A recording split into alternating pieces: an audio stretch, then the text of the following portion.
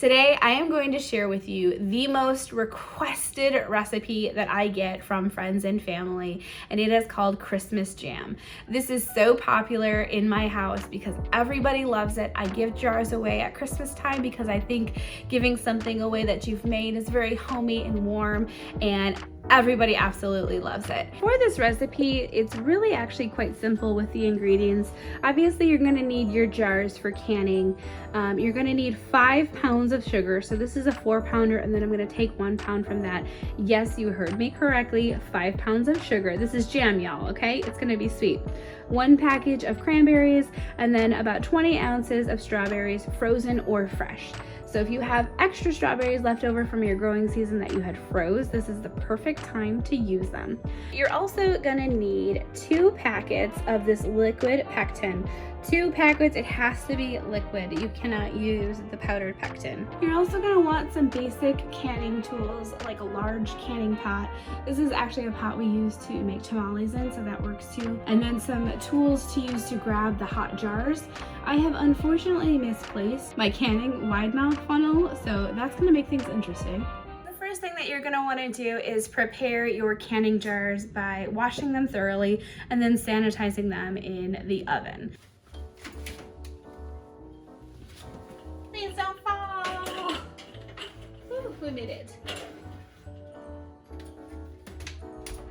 So we're gonna put these in a oven heated to 250 degrees for 10 minutes just to sanitize them and make sure that there's nothing else going on in those jars.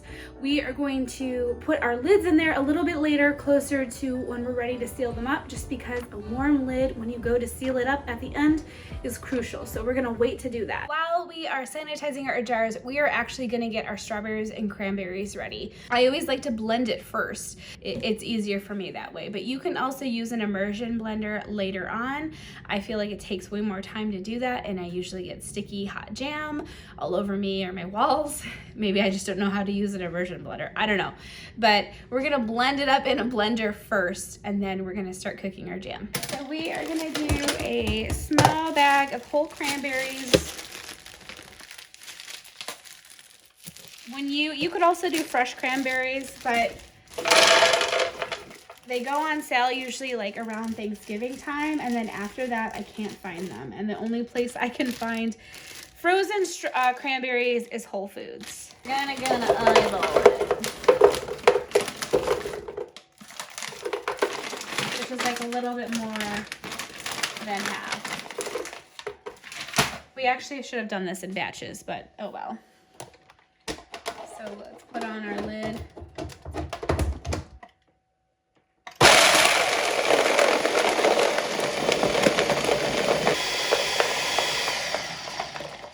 Now, depending on how smooth or chunky you want it, you might leave larger chunks in there, or you could really blend it up nicely. It's just depending on how your preference for jam.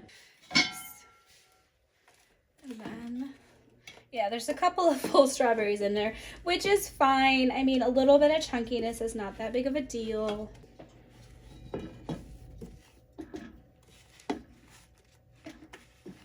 So now we're gonna turn it on to like a medium-high heat, and we are gonna add our 5 pounds of sugar. This is a 4-pound bag that we are gonna use the whole thing. You guys know how much jelly or how much sugar is in jam and jelly. You might not want to ever eat jelly or jam again. But this is a fun little treat. And then, so I'm probably going to use 1/4 of this.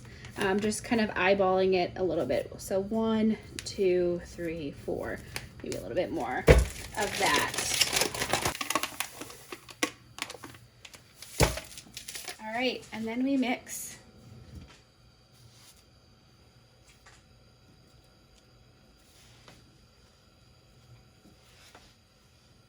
So I originally learned how to make this recipe at a Girl Scouts leadership retreat. Our council, if you are, a Girl Scout troop leader, you know what a council is, but our council would throw every year these leadership retreats called LEAP. And one of the seminars, the breakout sessions you would do is like a, well, one you would do a meal. This wasn't for the meal though. But one of the sessions that I did with my co-leader was learning how to can. And this was the recipe along with like a baked apple jam. Ooh, a baked apple jam that we did. But this was one of 2 recipes that we learned, and I just absolutely fell in love with it. And that's kind of what made me fall in love with canning things in general. But if you have ever been to like a leadership retreat, they're so fun with like other co-leaders, because you're all like, you know, you all bleed green. You're all like in it, you know, you drink the Kool-Aid, the Girl Scout Kool-Aid, I like to say, but we're super passionate about like all things Girl Scouts, especially if you go to the leadership retreats. And it's fun to connect with other leaders without having the girls there, the young girls there. It's just fun to kind of connect on an adult level with similar interests. So once you start cooking it down about a couple of minutes, it's going to finally start to become like a more liquid type of situation. The sugar is cooking down, the cranberries and strawberries are cooking down. What we want to do is get this into a rolling boil. Now, a rolling boil is a boil that is like boiling even as you're stirring it. Like you can't stir out the boil. And you want it to have like that hard boil for about 1 or 2 minutes, and then you know that it is ready to can up and jar. Okie dokie.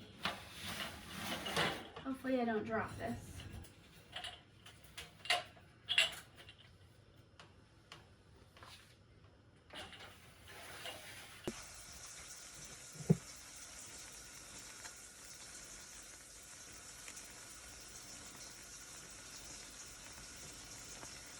We're turning that down.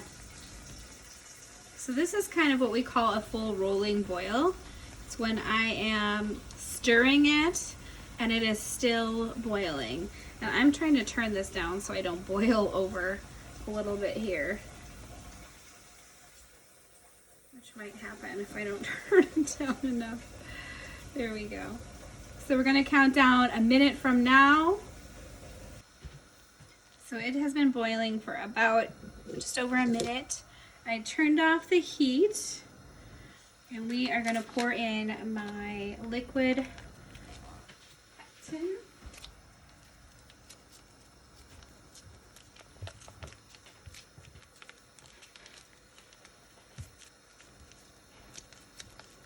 And 2.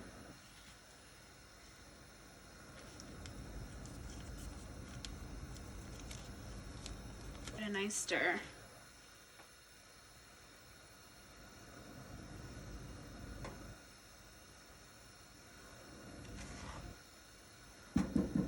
All right, now we're gonna let this sit for about 5 minutes to cool off, and then we're gonna skim off this frothiness on the top. We can still save it and eat it though, it just doesn't look nice in the jar. As that cools, I wanted to show you that I had already started my water pot. It is so big because it is like a tamale pot, and I don't know whose bright idea was it to put a stove right next to a wall, but I cannot put this big pot right up against this wall. As you can see, we've burnt it in the past, and that's a huge fire hazard, so I like to keep it off of the wall. Okay, so it's been about 5 minutes that we have allowed it to cool.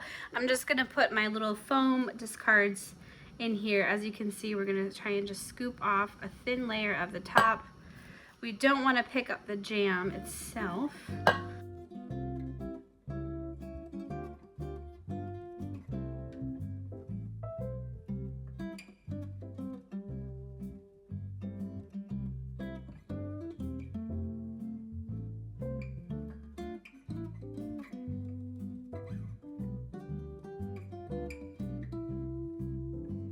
So wait, hold on. He's gonna do a little taste test to make sure that it tastes as good as it does like last year. Ready? Yes. Oh my god, this is really good. It's on my lips. Perfect. It's It's like just exactly like Good last flavor. year. Mhm. So what is your favorite way to eat this jam? On toast, actually, what we do sometimes is we do bagels with cream cheese, and then we put this on top of the cream cheese. And, Ooh, yeah. girls absolutely love that. That's really, really good. Yes. I also like it like as a holiday treat with like mascarpone on butter crackers with the jam on the top. It's really good. That would make a cute hostess gift too if you did like the jam with the crackers and the mascarpone. Yeah, that would be really That's really good. yummy. This Good is job. our favorite jam, and our kids love it too. So Absolutely. we are just about to get started on canning our jam.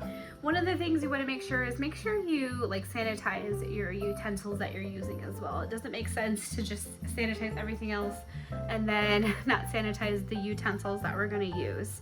Also, we are going to throw our lids into that 250-degree oven to get them nice and warm and sanitized for closing up the cans. Super bummed that I cannot find my wide mouth funnel. Some of the kids must have taken it, but what we're gonna do is we're gonna pour enough into this jar. We're gonna try and not be messy about it. I am using just a smaller ladle. If you get like a canning set, they will give you a small ladle that you can use as well. But we're gonna fill it up with like 1/4 of an inch left in the jar.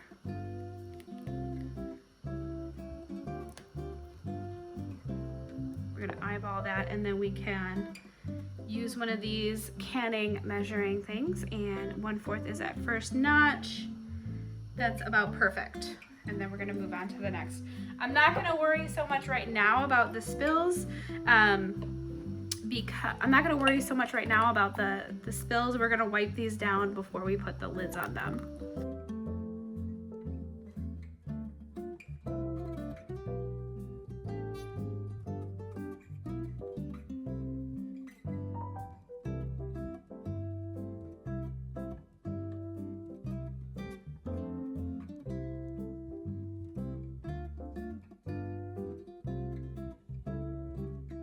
So I don't know why I sanitized as many jars as I did, but this recipe should make about 12 of the 1/2 pint jars. I think the reason why I did so many last time is because I also used the smaller ones, and so I had a lot more of the like 1/4 pint or whatever that is. I don't know what they're called. So we are kind of all out. So we ended up making 9 full ones, and then there's this little one. I'm just probably gonna finish this off. I'm not even gonna can it. I'm gonna let it cool off in the fridge, and we can eat it like pretty much right away once it hardens. I will say a couple of things. Try and be as neat as you possibly can, because you don't want any residue on the top of the jar when you go to put those lids on. And so I kind of got a little bit messy right here. I'm gonna have to go through with like a warm paper towel and just kind of wipe off of these tops here, because that will affect how it seals. So if you can be neat about it, sometimes you can't. It's, you know, this one I'm not gonna worry too much because we're just gonna put it in the fridge and eat it right away. Another thing about this recipe that I wanted to mention to you guys is that you cannot like double the recipe in a pan. So if you wanted to make a second batch, you can, but you can't like add 4 packets and do twice as many strawberries and cranberries. It doesn't work that way. It doesn't set. I've actually tried it. It doesn't work like that. So if you want to make more than these jars, you're gonna have to make multiple batches. We're just gonna wipe the tops. I think that's the only one on this jar that I see. Light it up over here. Just wipe the rim of it like that. I'm gonna wipe the sides of this too, because it's kind of... Okay, so our water has come to a boil. We are gonna put these into the hot bath, and we are gonna process them for 10 minutes. Now, what you're gonna make sure is that the water covers at least 1 inch to 2 inches above each of these cans, and then you let it process for 10 minutes and you take it out. This is obviously where a canning set will be helpful. because they have the right tools that you need to drop in these jars and pick them out. Otherwise you're gonna burn yourself. So I'll put a link below for my canning set, and it has the full wide mouth funnel and everything. There is a good like 1.5 to 2 inches of water above these jars. That way, you know, you want to have a little bit of water above them. This is usually when I like to come in here and just quickly tighten up the lids. They loosen up a bit when they're in that hot bath. And then, ooh, that's hot. Of course it's hot. We are going to allow this to cool. You typically want this to sit like overnight at least, to settle in. Oh, that's so hot. Over glove. But I did want to show you guys,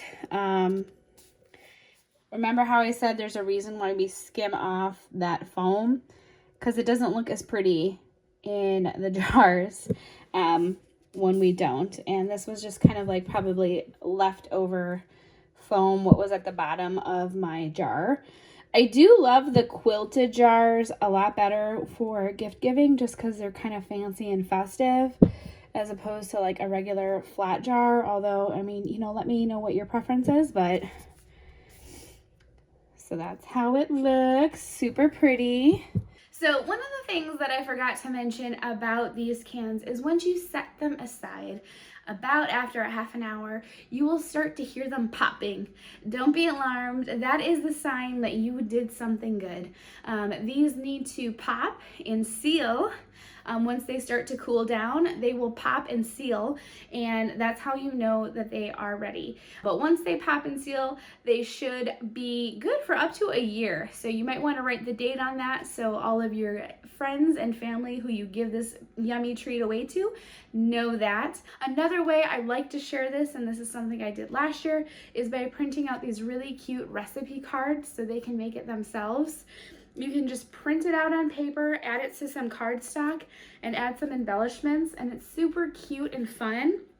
I had a bunch of these cards last year, and you know, it's a fun and festive way to share with them this holiday season. So I hope you guys all have a wonderful holiday season. Look at how pretty that looks. So we're gonna let these sit for at least a day so they can settle, and then we're gonna wrap them up, and we are gonna go and give a bunch of them out to the neighbors. All right, everybody, that is it for now. I hope you guys really like this recipe.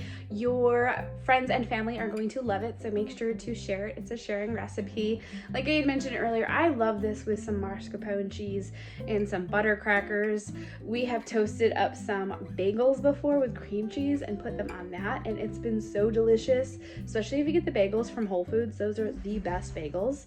But let me know in the comments below if you guys like to see more recipes like this. Make sure you give it a thumbs up and subscribe to my channel, and let me know in the comments below what kind of recipes you would like to see.